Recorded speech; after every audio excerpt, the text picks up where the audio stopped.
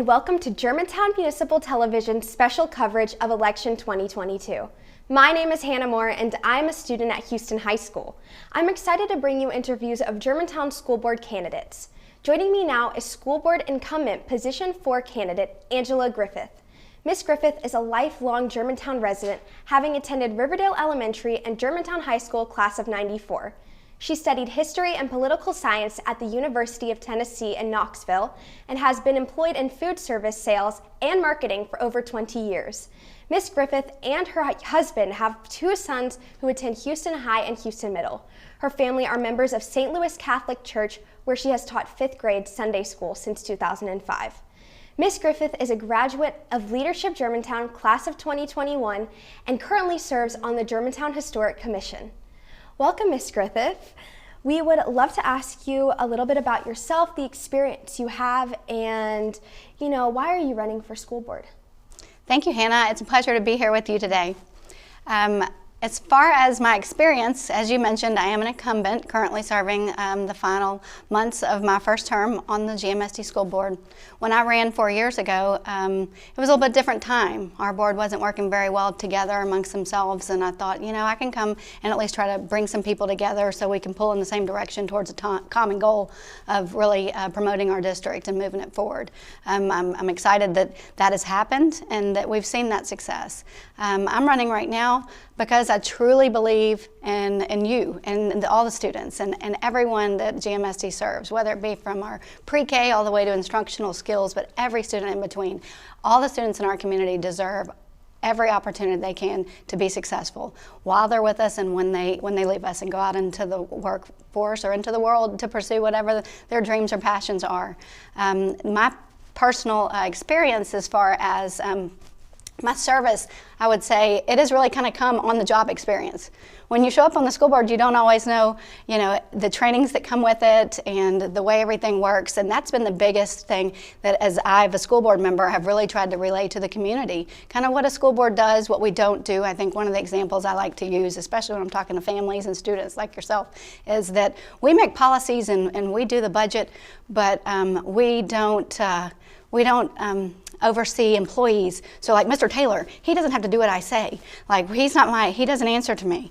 And I think that that's a big part of just making sure people understand. But as far as the experience that I have gained over the past 4 years, also how we work with our lawmakers to work on advocacy efforts that help anything that impact our district from a legislative advocacy level. Thank you so much. So we are really proud of our top-rated schools. What are your 3 favorite things about GMSD? Well, I would say students, teachers, and families.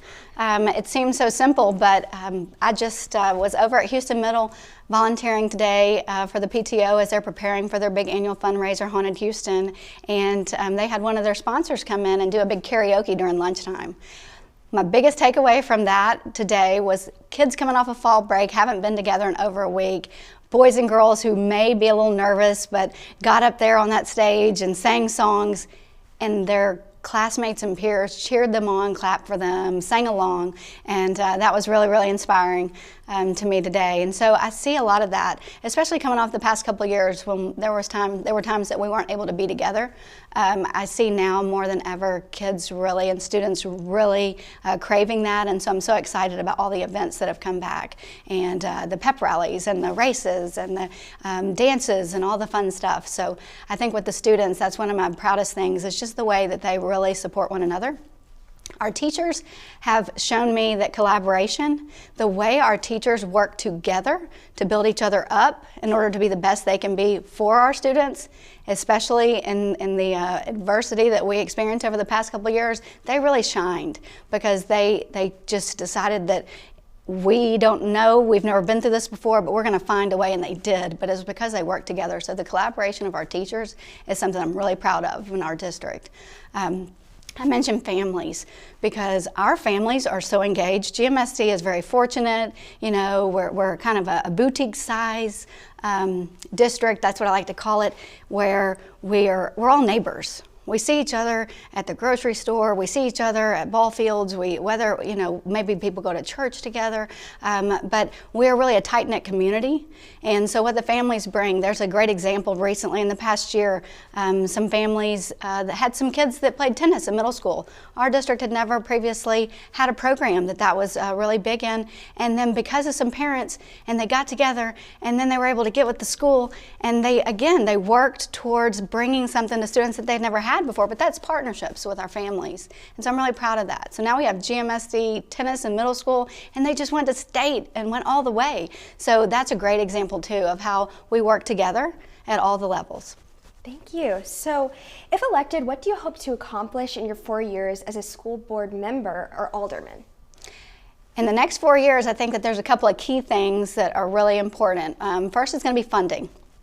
So everybody knows, it takes money to make the world go round, right? And we also talked about how great our district already is. There are a lot of things that we need to be improved, whether it be in the facilities. I don't know, as we've just recently talked about at our school board meetings about the upcoming plans for this facility at Houston High School. And we know that this school was built in the late 80s. And at the time, I remember very distinctly when it opened and it was state of the art. Well, obviously a lot of time has passed since then. And so there's some much needed updates that we need to make. I think that with the funding also comes programming. I want to make sure that we have the most innovative offering so that every student that comes through our district is set up on their path, whatever that may be, career, technical, college, whatever it is, I want to make sure that we're setting it up so that they have everything they need to pursue their path. As far as again, I said the legislative advocacy. I think it's really important that we continue to monitor what's happening in Nashville as state lawmakers pass bills and make laws that impact the way we function, what we can teach, how we can teach it, how our students are graded, how our school districts are graded, how our teachers are assessed. I think it's very important to continue establishing and working to improve those relationships. We've worked really hard on that, but there's always more room, to improve. So I think that from a standpoint of funding and legislative advocacy, those are two key things I'd really like to work on. Right now, I'd also say that we have an opportunity in our community to bring some people back together. There's been a lot of national talks about things and that have kind of divided, I think, our community. And I have personal experience trying to bring people together and back to the middle on some certain things. And I think that that'll be an opportunity for me in the future as well. Yeah, thank you. So what do you see as the role of a board member? Policy, plan, and promote. So we make the frameworks of how it's run, and the district that is, we plan for the future, we plan for the budget, and then we spread the good news as much as we possibly can out into the world. And I love to do all three. I think making plans for long term. I want to leave the board better than I found it the first time, better than I found it the second time, and I want the future boards to continue to make everything better. It's not about always right this moment, but we really have to look ahead. Yeah. So in what ways will you work to support our students to be successful in either college or career? Back to what I said a moment ago, having the variety of options. We have such an amazing student base where everyone's needs are so unique to them, and everyone's path is not always going to be the same. So we have to make sure that when we're looking around, especially with our neighbors, we have things that are going to set our students up, whatever that path may be. And again, there's a big push right now, and I'm a big proponent of career and technical education. And so I think that families have realized that a lot of people can be very successful that may pursue different options rather than college. And I want to make sure that we have all of those options for our students as well.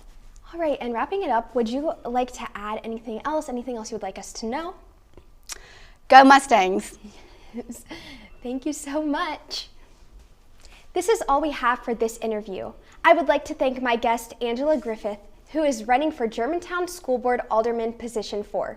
If you would like to watch more of our election coverage, please follow us on our YouTube channel, as well as Comcast Channel 17 and AT&T UVerse Channel 99. We will be back with more interviews from Germantown Alderman candidates. Thanks for watching.